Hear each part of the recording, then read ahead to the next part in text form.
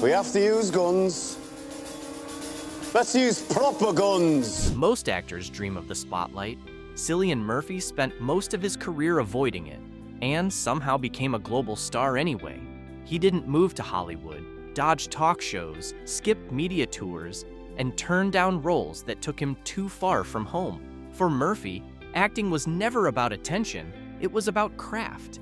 And yet, with each unforgettable performance, he drew more of that attention anyway. This is the story of a performer who built a remarkable career, not by playing the fame game, but by refusing to play it at all. Born in Cork, Ireland in 1976, Cillian Murphy grew up in a family of educators with little interest in sports or the spotlight. His first passion was music. He formed a band with his brother and dreamed of being a rock star. Though he briefly studied law, a transformative high school theater workshop reignited a hidden love for acting. That spark would lead him to the stage, and ultimately down a far different and more lasting creative path. Murphy's first major acting break came in 1996 with the stage play Disco Pigs, where he played a volatile teenager. The role resonated so deeply that he toured the world with it for 2 years. With no formal training, he educated himself by reading every play he could find and listening to seasoned directors and actors. Slowly, he transitioned into film, starting with small Irish productions like Sunburn and On the Edge. But it was 28 days later in 2002 that changed everything.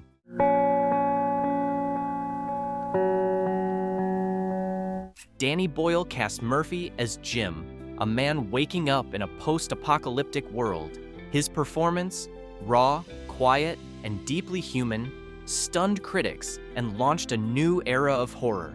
It also gave Murphy every opportunity an actor could want, but instead of chasing Hollywood, he stayed in England, choosing smaller, more meaningful roles. It was the beginning of a pattern that would define his career. After 28 days later, Murphy could have followed the typical path to fame. Instead, he resisted. He didn't move to Los Angeles, rarely gave interviews, and stayed rooted in the UK with his family. Rather than chase blockbusters, he selected roles that challenged him artistically, not commercially. He turned down high-profile offers that required long time away from home and preferred the stage or independent films.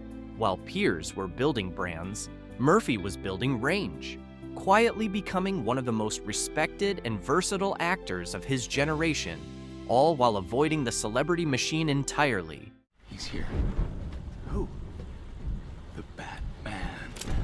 Cillian Murphy's career reached a new level in 2005 when he joined Christopher Nolan's Batman Begins. Originally auditioning for Batman, Murphy didn't land the lead, but Nolan was so impressed that he cast him as Dr. Jonathan Crane, better known as Scarecrow. It was the beginning of a long creative partnership. Murphy appeared in all 3 Dark Knight films, making him the most consistently recurring villain in the series. Even in smaller roles, Nolan trusted him to bring quiet intensity and emotional depth. I know, Dad. That trust deepened with Inception in 2010, where Murphy played Robert Fisher, a vulnerable heir whose mind is the film's central battleground. Despite being surrounded by stars like Leonardo DiCaprio and Tom Hardy, Murphy grounded the film's emotional arc.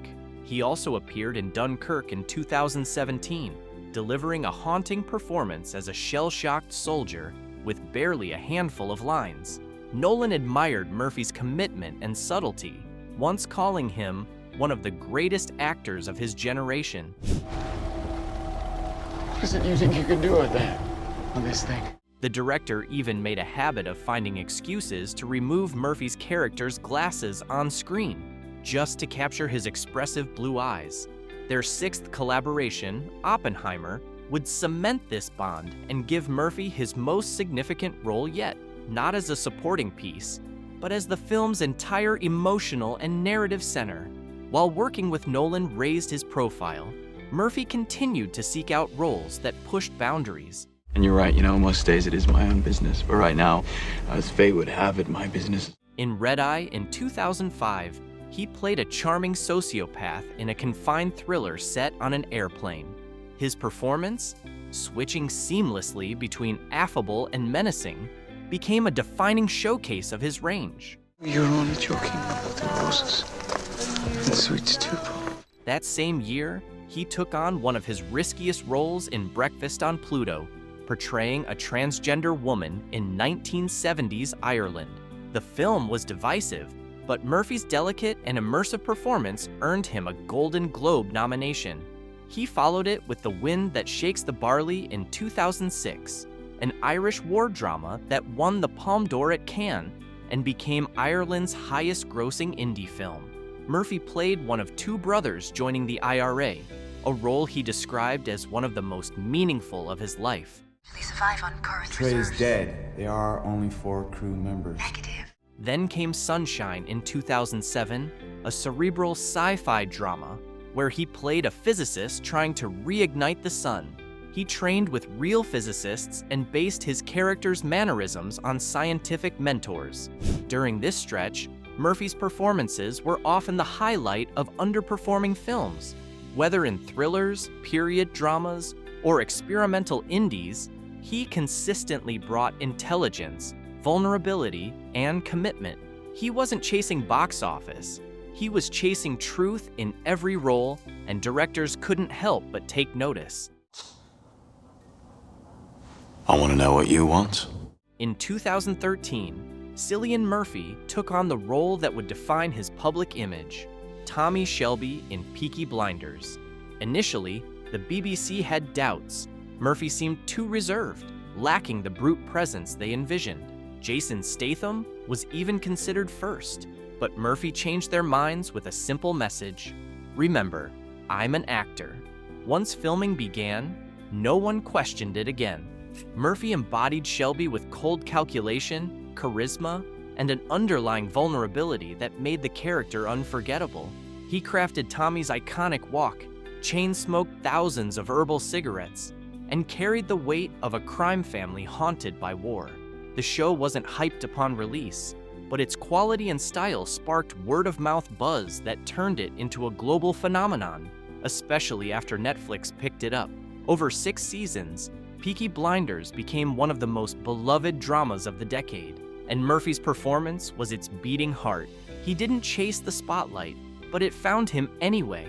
Critics praised his control, depth, and ability to make a violent character feel tragically human. Through Tommy Shelby, Murphy became a household name, not because he tried to be, but because his talent made it inevitable. Despite growing fame, Cillian Murphy remained steadfast in his preference for privacy.